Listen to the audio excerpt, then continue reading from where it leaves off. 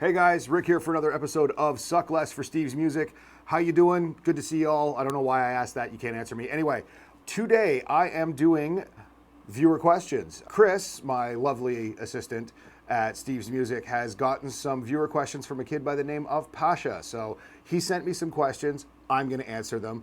And my lovely wife is going to read these questions to me. And as far as I know, Chris, in the post-editing laboratory bay that is his likely laptop, he's going to slice them up and, you know, we'll see what we see. So here we go. These are Pasha's questions for Rick on Suck Less. Take it away, Mika. What's the first question?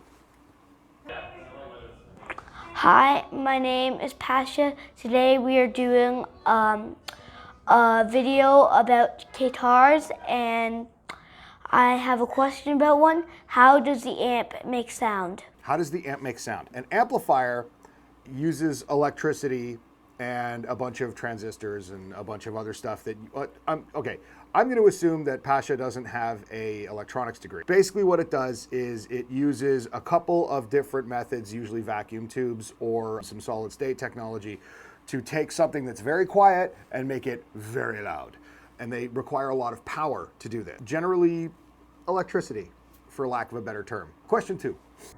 I have another question. How is distortion made? How is distortion made? Not an easy answer again. Distortion is made a couple of ways. The original distortion was actually made by damaging speakers. Legend has it that Ike Turner dropped his amplifier out of his trunk while he was on his way to go to a recording session, and it messed the speaker up, and it sounded actually kind of cool, and they ended up keeping it on the record. So Ike Turner's actually, I think, credited with recording the first ever distorted guitar.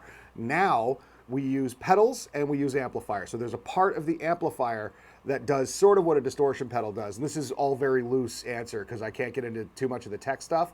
Distortion pedals essentially use circuits, and what the circuits do is electricity passes through them and it sort of makes it bounce back and forth. It's called clipping. Fuzz pedals do it, distortion pedals do it, overdrive pedals do it, and it's just a little bit of interference to kind of muck it up. And there's really, really a fine art to it. A lot of people make their living just designing and playing with distortion circuits. So again, it's circuitry. All right, next question. And I was wondering, how do you use effects pedals?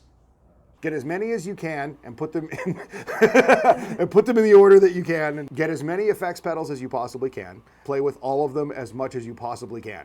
Try the order different, put one in front of the other one. I mean, there's no right or wrong way. There are generally yes and no accepted ways to doing it, but you want to play with as many effects pedals as humanly possible. Now, how do you use them? I mean, like the mechanics are, you take your guitar, you plug in a cable, you run it to the pedal, and then you run it out of the pedal into your amplifier, and that's how you use effects pedals. The next question. Also, I was wondering, how does the sound go up? Oh, okay, I assume that you're talking about what makes an amplifier loud or louder.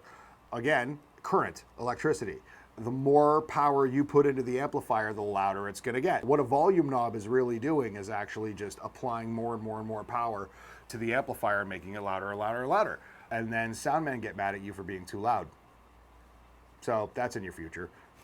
Next. And how does sound come out of the amp? How does sound come out of the amp? Well, so we've mentioned that electricity makes the amp go, right? Makes it louder. Well, that's connected to a speaker, and a speaker is essentially a magnet with a steel coil, and it vibrates. So it's creating sound waves. What's happening is that the quicker and tighter it vibrates, it makes high pitches, and the heavier and slower it makes the low pitches. This is all happening way beyond the range of our, like, the rate at which we can see and sometimes hear.